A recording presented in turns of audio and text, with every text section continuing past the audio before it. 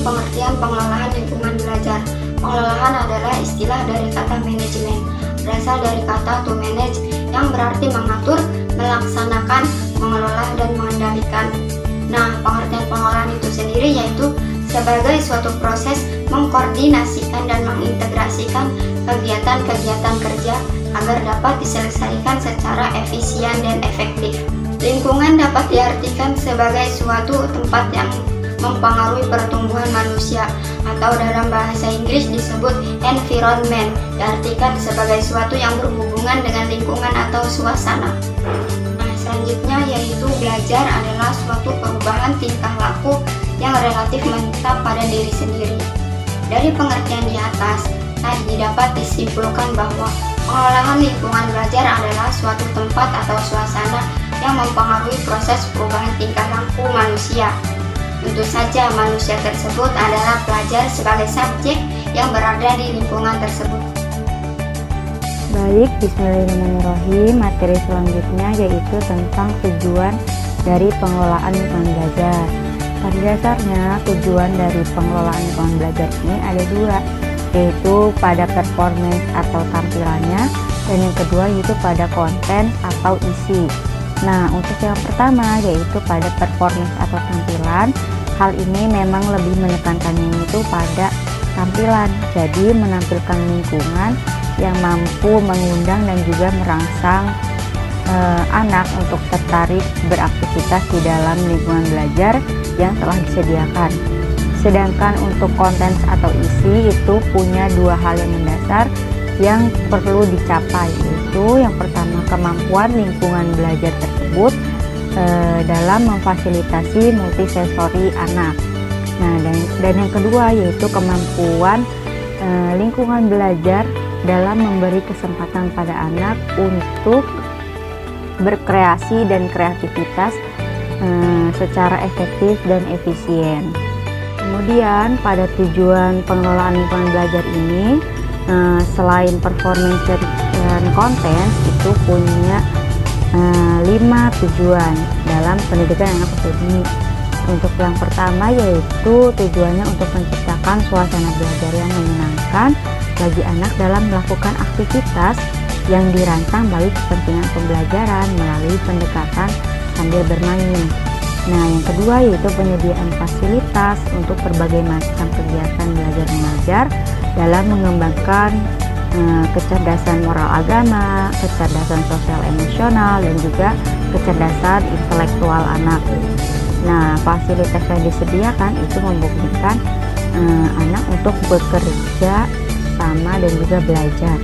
Dan yang ketiga itu terciptanya suasana sosial yang memberikan kepuasan, suasana disiplin, perkembangan intelektual, emosional, serta sikap apresiasi pada anak didik. Yang keempat yaitu membina dan memimpin anak didik dengan latar belakang sosial ekonomi, sosial budaya, dan juga sifat individual yang berbeda. Dan juga yang kelima yaitu untuk menciptakan suasana belajar yang aman, nyaman, dan edukatif bagi perkembangan potensi anak didik. Baiklah, di sini saya akan menjelaskan tentang prinsip-prinsip pengelolaan lingkungan belajar anak usia dini. Yang pertama, ada prinsip merefleksikan selera anak. Lingkungan belajar harus menarik bagi anak. Agar menarik, maka dalam penyediaannya dan pengemasannya lingkungan ini harus dipertimbangkan, baik karakteristik, perasaan, minat, dan dinamika belajar anak.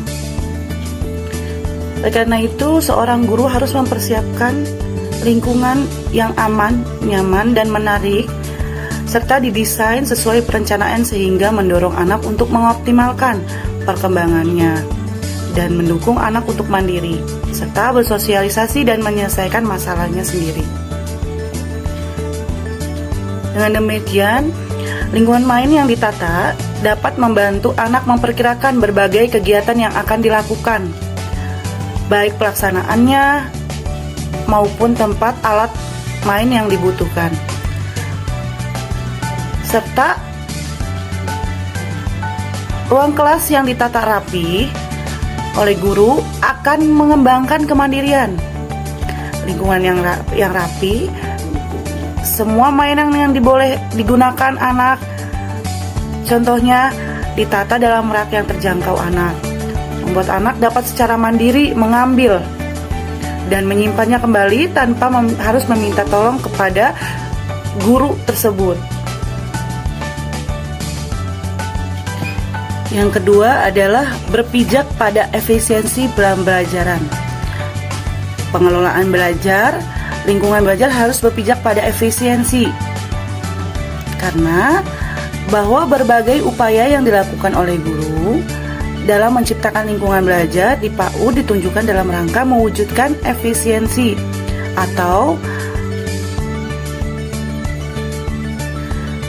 penghematan dalam proses pembelajaran di kelas.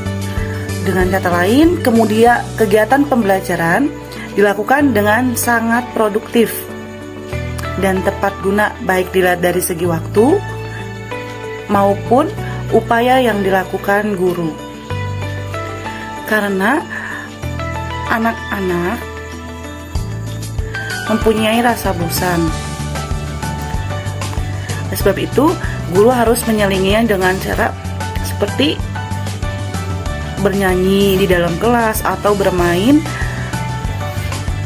dengan permainan yang ada di dalam kelas. Kemudian yang ketiga adalah berorientasi pada optimalisasi perkembangan dan belajar anak. Prinsip yang berorientasi dan optimal dalam perkembangan dan belajar anak mengandung arti bahwa perkembangan dan hasil belajar yang diharapkan nantinya dapat dicapai oleh anak tersebut dan bermakna bagi kehidupannya kelak. Dan apa yang diajarkan oleh guru di dalam kelas, anak akan menyerapnya pelajarannya.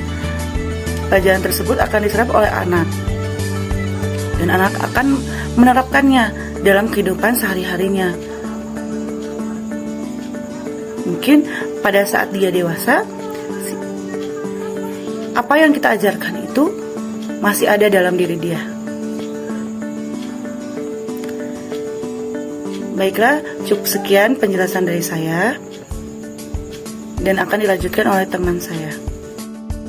Saya Siti Tutia Alawiyah, 19/12/657 akan menjelaskan mengenai prinsip pengelolaan lingkungan belajar anak usia dini.